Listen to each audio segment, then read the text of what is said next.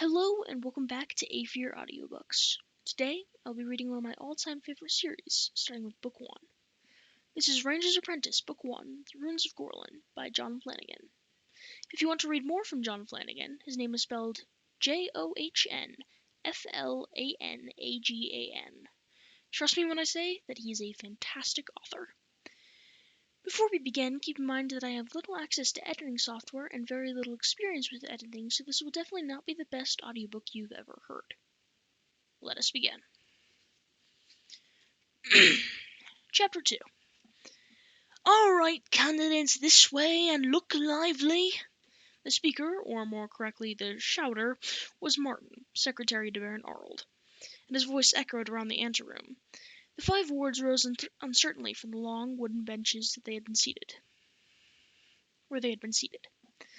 Suddenly nervous now that the day had finally arrived, they began to shuffle forward, each one reluctant to be the first through the iron-bound door that Martin now held open for them. Come on, Martin bellowed impatiently. Alice finally elected to lead the way, as Will had guessed she would. The others followed the willowy, blonde girl. Now that someone had decided to lead, the rest of them were content to follow. Will looked around curiously as he entered the Baron's study. He had never been in this part of the castle before. This tower, containing the administrative section of the Baron's private apartments, was seldom visited by those of low rank, such as castle wards. The room was huge. The ceiling seemed to tower above them, and the walls were constructed of massive stone blocks, fitted together with only the barest lines of mortar between them. On the eastern wall was a huge window space, open to the elements, but with massive wooden shutters that could be closed in the event of bad weather. It was the same window he had seen through last night, he realized. Today, sunlight streamed in and fell on the large oak table that Baron Arnold used as a desk. Come on now, stand in line! Martin seemed to be enjoying his moment of authority. The group shuffled slowly into line, and he studied them, his mouth twisted in disapproval. In size place, tallest this end. He indicated the end where he wanted the tallest of the 5 to stand. Gradually, the group rearranged itself. Worse, of course, was the tallest. After him, Alice took her position. Then George, half a head shorter than she, and painfully thin. He stood in his usual stoop-shouldered posture. Will and Jenny hesitated. Jenny smiled at Will and gestured for him to go before her, even though she was possibly an inch taller than he was. That was typical of Jenny. She knew how Will agonized over the fact that he was the smallest of all the castle wards. As Will moved into the line, Martin's voice stopped them. Not you! Girls next! Jenny shrugged apologetically and moved into the place Martin had indicated. Will took the last place in the line, wishing Martin had made his lack of height so apparent. Come on, smarten up. Let's see your attention there, Martin continued, then broke off as a deep voice interrupted him. I don't believe that's totally necessary, Martin. It was Baron Arnold, who had entered unobserved by way of the smallest door behind his massive desk. Now it was Martin who brought himself to what he considered to be a position of attention, with his skinny elbows held out from his sides, his heels forced together so that his unmistakably bowed legs were widely separated at the knees, and his head thrown back. Baron Arnold raised his eyes to heaven. Sometimes the secretary's zeal on these occasions could be a little overwhelming. The Baron was a big man, broad in shoulder and waist, and heavily muscled, as was necessary for a knight of the realm. It was well known, however, that Baron Arnold was fond of his food and drink, so his considerable bulk was not totally attributable to muscle. He had a short, neatly trimmed black beard that, like his hair, was beginning to show the traces of gray that went with his 42 years. He had a strong jaw, a large nose, and dark, piercing eyes under heavy brows. It was a powerful face, but not an unkind one, Will thought. There was a surprising hint of humor in those dark eyes. Will had noted it before, on the occasions when Arnold had made his infrequent visits to the ward's quarters to see how their lessons in personal development were progressing. Sir, Martin said at top volume, causing the Baron to wince slightly, the candidates are assembled. I can see that, Baron Arnold replied patiently. Perhaps you might be good enough to ask the craftmasters to step in as well. Sir, Martin responded, making an attempt to click his heels together. As he was wearing shoes of a soft, pliable leather, the attempt was doomed to failure. He marched toward the main door of the study, all elbows and knees. Will was reminded of a rooster. As Martin laid his hand on the door handle, the Baron stopped him once more. "Martin," he said softly, as the secretary turned an inquiring look back at him. He continued in the same quiet tone. "Ask them. Don't bellow at them. Craftmasters don't like that." "Yes, sir," said Martin, looking somewhat deflated. He opened the door and, making an obvious effort to speak in a lower tone, said, "Craftmasters, the Baron is ready now." The craft school heads entered the room in no particular order of precedence.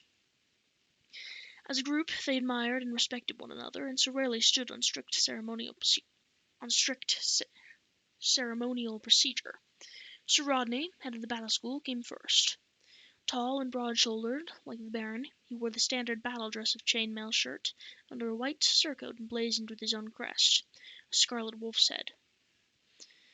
He had earned that crest as a young man, fighting the wolf ships of the Scandian sea raiders who constantly harried the kingdom's east coast. He wore a sword belt and sword, of course. No knight would be seen in public without one. He was around the Baron's age, and with blue eyes and a face that would have been remarkably handsome if it weren't for the massively broken nose. He sported an enormous mustache, but, unlike the Baron, he had no beard.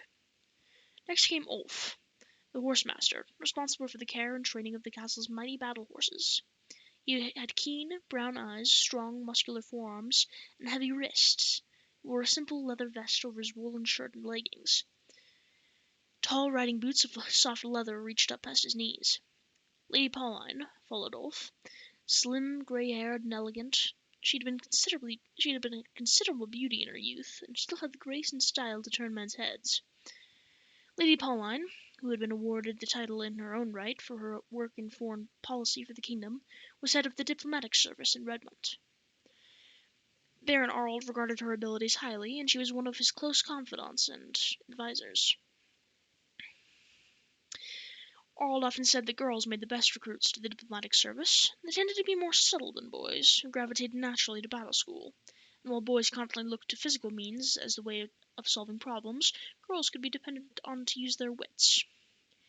It was perhaps only natural that Nigel, the scribe master, followed close behind Lady Pauline.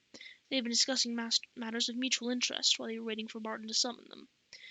Nigel and Lady Pauline were close friends, as well as professional colleagues. It was Nigel's trained scribes who prepared the official documents and communiques that were so often delivered by Lady Pauline's diplomats. She also advised on the exact wording of such documents, having an extensive background in legal matters. Nigel was a small, wiry man with a quick, inquisitive face that reminded Will of a ferret. His hair was glossy black, his features were thin, and his dark eyes never ceased roaming the room. Master Chubb, the castle cook, came in last of all. Inevitably, he was a fat, round-bellied man, wearing a cook's white jacket and a tall hat. He was known to have a terrible temper that could flare as quickly as oil spilled on a fire, and most of the wards treated him with considerable caution. Florid-faced and with red, rapidly receding hair, Master Chubb carried a wooden ladle with him wherever he went. It was an unofficial staff of office. It was also used quite often as a defensive weapon, landing with a resounding crack on the heads of careless, forgetful, or slow-moving kitchen apprentices. Alone among the group, Jenny saw Chubb as something of a hero. It was her avowed intention to work for him and learn his skills, wooden ladle or no wooden ladle. There were other craft-masters, of course. The armorer and the blacksmith were too. But only these craft-masters who currently had vacancies for new apprentices would be represented today. "The craft-masters are assembled, sir," Martin said, his voice rising in volume. Martin seemed to equate volume and importance of the occasion in direct proportion. Once again, the Baron raised his eyes to heaven. "So I see," he said quietly, then added in a more formal tone, "Good morning, Lady Pauline. Good morning, gentlemen." They replied, and the Baron returned to Martin once more. "Perhaps we might proceed." Martin nodded several times, consulted a sheaf of notes he held in one hand, and marched to confront the line of candidates. "Right, the Baron's waiting. Who's first?" Will's eyes down, shifting nervously from one foot to the other, suddenly had the strange sensation that someone was watching him. He looked up and actually started with surprise as he met the dark, unfathomable gaze of Holt, the ranger. Will hadn't seen him come into the room. He realized that the mysterious figure must have slipped in through the through a side door while everyone's attention was on the craftmasters as they made their entrance. Now he stood behind the Baron's chair and slightly to one side, dressed in his usual brown and grey clothes and wrapped in his long, mottled grey and green ranger's cloak. Holt was an unnerving person. He had a habit of coming up on you when you least expected it, and he never heard his approach. The superstitious villagers believed that rangers practiced a form of magic that made them invisible to ordinary people. Will wasn't sure he believed that, but he wasn't sure he disbelieved it either. He wondered why Holt was here today. He wasn't recognized as one of the craftmasters, and as far as Will knew, he hadn't attended a choosing session prior to this one. Abruptly, Holt's gaze cut away from him, as if a light had been turned off. Will realized that Martin was talking once more. He noticed that the secretary had a habit of repeating statements, as if he were followed by his own personal echo. "Now then, who's first? Who's first?" Baron sighed audibly. "Why don't we take the first in line?" he suggested in a reasonable tone, and Martin nodded several times. "Of course, my lord, of course. First in line, step forward and face the Baron." After a moment's hesitation, Horace stepped forward out of the line and stood at attention. The Baron studied him for a few seconds. "Name?" he said, and Horace answered, stumbling slightly over the correct method of address for the Baron. "Horace Oldman, sir, my lord." "And do you have a preference, Horace?" the Baron asked with the air of one who knew what the answer was going to be before hearing it. "Battle school, sir," Horace said firmly. The Baron nodded. He had expected as much. He glanced at Rodney, who was studying the boy thoughtfully, assessing his suitability. "Battle master," the Baron said. Normally he would address Rodney by his first name, not his title. But this was a formal occasion. By the same token, Rodney would usually address the Baron as Sir, but on a day like today, my lord was the proper form. The big knight stepped forward, his chainmail and spurs chinking slightly as he moved closer to Horace. He eyed the boy up and down, then moved behind him.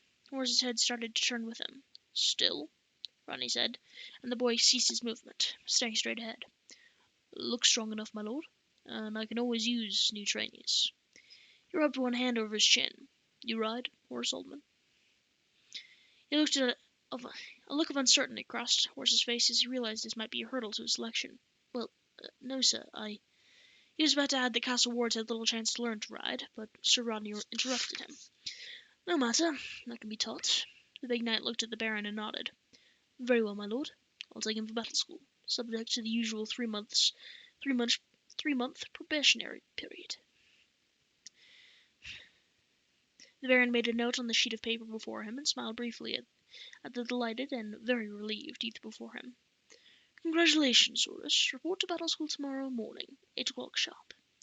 "Yes, sir," Horace replied, grinning widely. He turned to Sir Rodney and bowed slightly. "Thank you, sir." "Don't thank me yet," the knight replied cryptically. "You don't know what you're in for." And that is the end of the chapter. Thank you so much for listening, and I will see you in the next reading. Bye.